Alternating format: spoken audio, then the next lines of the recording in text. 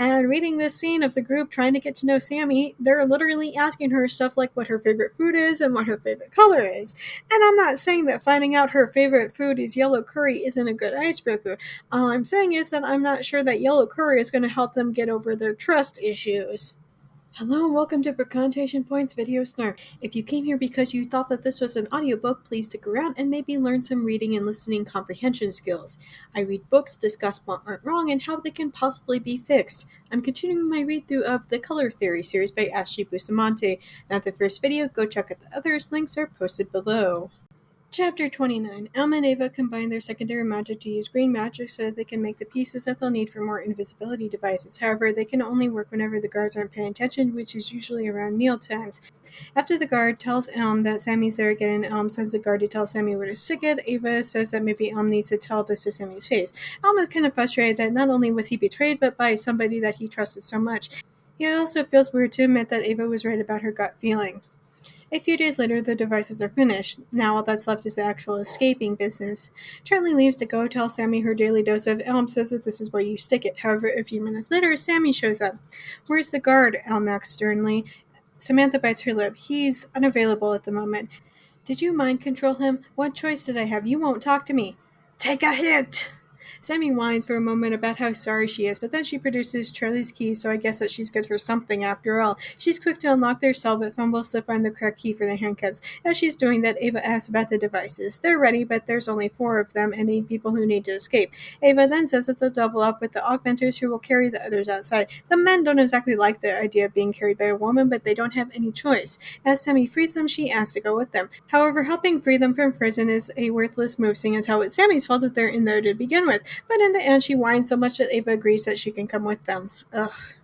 That decided their escape from prison is almost comically easy. I guess the idea of people simply leaving is so foreign to them that they don't have redundancies and guard checkpoints at the doors like regular prisons do. It's only when they get out to the city that Ava begins to have her doubts. Not about escaping and going back under the dome, but about the fact that there are other mentalists here. I'm assures her that most mentalists won't think to look for invisible people, so they should be fine. But then Ava also starts to think about how long of a trip it is back to the dome. With only 4 invisibility devices and now 9 people, the augmenters will have to continue to carry everybody. She suggests that they should regroup and come up with a plan. Before they can actually do that, Maribel shows up in a car. She looks straight at the group, and Ava begins to panic with the idea that they've been found out. Maribel pulls out a walkie-talkie and starts asking Ivan about some sort of airplane that the city has. But then it's obvious that Maribel can see them, but Ava still doesn't leave. She tells the others that Maribel is literally talking to Ivan, and if she was going to have reported them, she would have. Maribel comes over and says that they'll get too tired if they ran back to the other city like that, and that she's arranged a ride for them. She goes in to say that she could see them because she's always on the lookout for something suspicious. Also, that she doesn't like how obsessed with Celine that Ivan has become recently. And you know what? I'm kind of done with how convenient that everything has been for them in this chapter. They wanted to escape, so here comes Sammy with the keys. They needed to get out from the city and get back to his home without being noticed, so here comes Maribel with a literal airplane. The chapter ends with them getting into the plane and leaving the city. Chapter 30. Eventually, Maribel says that they'll have to set down the airplane about a mile away from the barrier since it makes things stop working. The others are only grateful to have gotten this far. It basically saved them an entire day of walking. As they get closer and the dome comes into view, Ava is startled to see that for a couple of yards around the dome, there's basically a giant charred area where nothing is growing. Maribel puts the plane down and gives them a couple of bags full of water and snacks. She says it's not much, but it should help them get started. She has to go back so that her absence isn't noticed, but the others are quick to thank her for the lift. Before she goes, Ava asks that she tells Trisha and Hazel about how the group went back inside. Maribel agrees and gives Ava a tracking device so that if the doctors wanted to reconnect later, they can find them. So Ava puts it into the bottom of her shoe as instructed. They go the rest of the way to the barrier, the augmenters carrying the others on the back as before. At the barrier, Elm asks that Sammy do the honors to let them back inside, so she does. But then there's this immediate reaction, and it's like magic isn't working right over there. Everybody has to hop off the augmenter's back, but they keep holding hands so that they're still invisible. The others question if Magnus has always felt like this and they've simply been gone for too long, or if this is something new. Now that they're over there, they're set to work to make more invisibility devices. Now that they're not being watched, as well as the fact that they have full use of their powers, they can work so much faster. But not fast enough. They only get two more done before Ava starts to nod off with exhaustion. Eventually, Sammy says that she'll keep watch, but everybody is obviously super hesitant about this. She's already betrayed them once. Who's to say that she won't do it again? Except the problem here is that Sammy has much to lose inside the barrier because she's a mentalist. She might have betrayed them to Ivan, but I doubt that she'd double-cross them here, if only because it would mean that she'd be hooked up to that powering station the same as Elm had been. So while I get their mistrust of her, it's a little out of place. Eventually, Ava decides that she'll trust Sammy for a few hours. The others are quick to agree with Ava's decision and lay down to get some rest with a promise to Sammy that somebody will relieve her in a few hours. Chapter 31. When Ava wakes up, she finds sitting a ways away working to make another device. He says that it's slow going since he also has to maintain a keep-away barrier around the group. He invites Ava to take over the watch, but she insists that her powers aren't that great right then. Elm insists that she's better than she thinks and encourages her to do it for an hour while he tries to get some more sleep. So Ava sits there and she thinks things like, "Nothing interesting here, move along." She isn't sure that it's working, but as the sun rises and the forest life wakes up, she notices that the birds aren't interested in the area where they are. And as she looks around further, she realizes that the bugs are making their way from the area as well. At the end of the hour, Ava is exhausted for having kept this spell up for so long. She wakes Elm up knowing that she can't keep going for much longer. As she does, she notices that Sammy is also awake, and despite Ava's best efforts, she finds that she can't be that mad at Sammy anymore. Looking at Sammy, it's hard to believe she's the oldest. She seems so much like a child.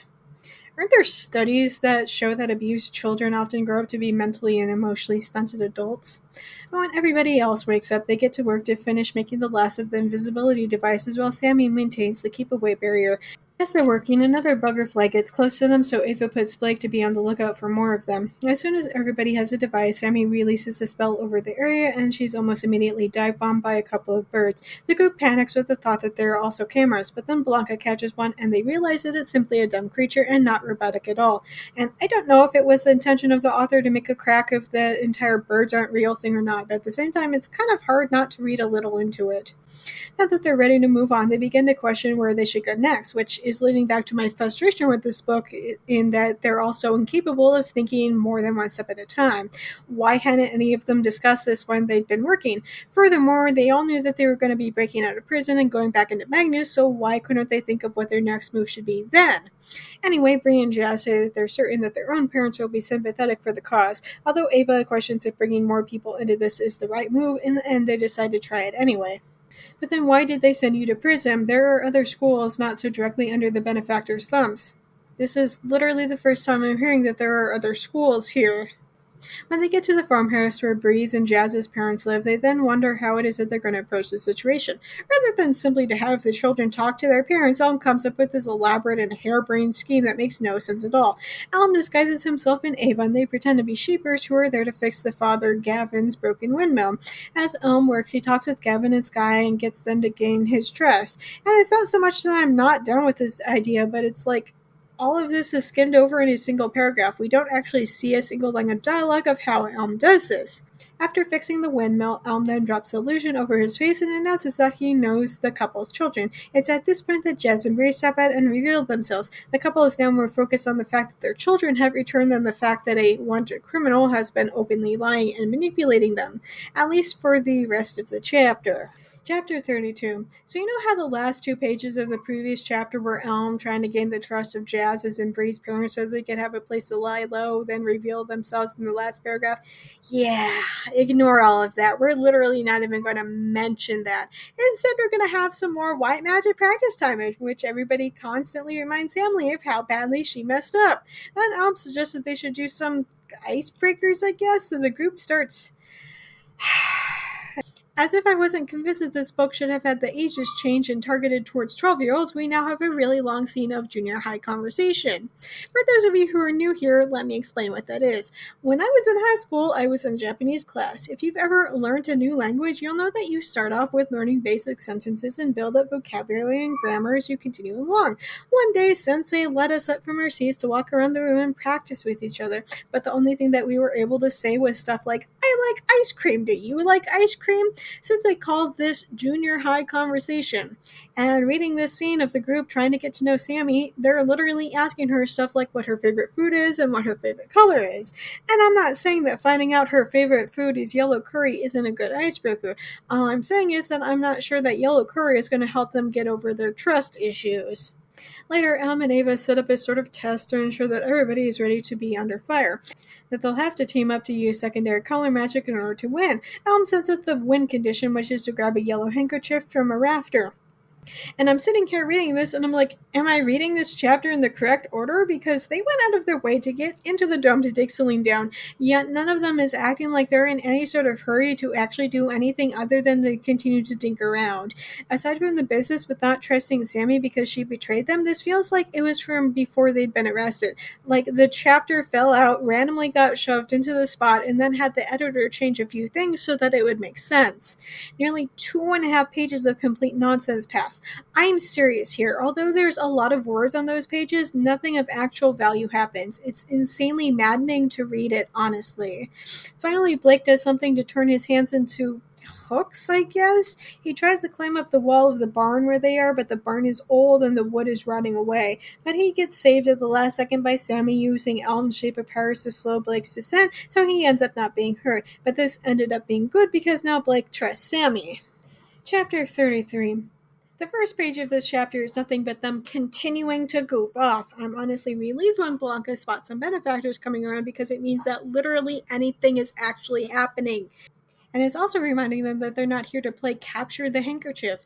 As the benefactors show up and go into the main house, I'm reminded a lot of Nazi and Jews hiding in barn parallels. Ava is frustrated when the benefactors go into the house, so she tells the others that she's going to get closer to find out what they're talking about. At the house, it's obvious that Sky can see through Ava's invisibility, but not the benefactors. She cracks open the window, claiming that the room is too stuffy, but it's really so that Ava can hear. The benefactors feign benevolence, claiming that they're checking up on the parents of the children who disappeared. But what's worse is that there's this undercurrent of them having hurt the parents of some of the others. Except that it's only mentioned that these parents are both benefactors. In her self-centeredness, Ava takes that to mean Blake's parents. The idea that somebody else's parents could be benefactors is apparently out of the realm of possibility. The benefactors then demand to search the house. Ava is okay with that until she remembers that they'd foolishly left all of their things in Jazz's room. Why would you do that? Ava feels helpless as she watches the benefactors toss things around carelessly in their search, not seeming to care if anything is broken or items scattered everywhere. But then Ava realizes that when they were busy ransacking the kitchen to look for clues, Galvin was upstairs and he basically tossed everybody's items out the window. After the benefactors had searched, or should I say destroyed the entire house, did they decide that there wasn't anything to be found in there.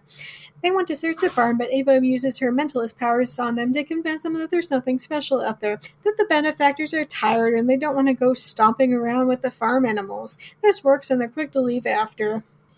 Thanks for listening to my book snark on YouTube. New videos are up every Monday, but stick around because I sometimes drop random videos on other days too. Just as a reminder, even if you can't financially support me, there are other ways to help me out. The first is watching this video as well as all my other videos. It's also important to like and subscribe. Finally, you can share this video with all of your friends so that they can help as well. If you're already caught up with all of my videos, you can go to Tumblr for my main book snarks, always free and updated every morning.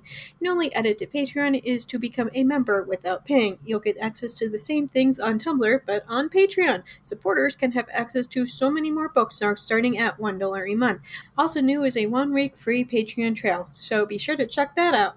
Special thanks to Dawn, Phoebe, and Nikki for supporting me on Patreon already. Also, a huge shout out to Bunker Bash for making a sizable one-time donation. Thanks! If you want to hear your name in my video next week, either support me on Patreon or make a one-time donation. Do you like my snarks so much that you want me to snark your writing? I do that too. For just $6 per chapter, I will tell you how awful that your writing is. But not to worry if you feel like you couldn't take the criticism. I also offer regular book editing as well. Just $10 per chapter. You can contact me on any of my social media platforms if you have further questions. If you want to read some of the things that I've written, you can purchase my works on Amazon. I have a slew of spicy short stories and 2 full-length novels. I also frequently run flash sales on my stories, and if you don't follow me on any social media, you might want to do so just so you can know when I might be offering things for free. Links for everything will be posted below. See you next week, guys!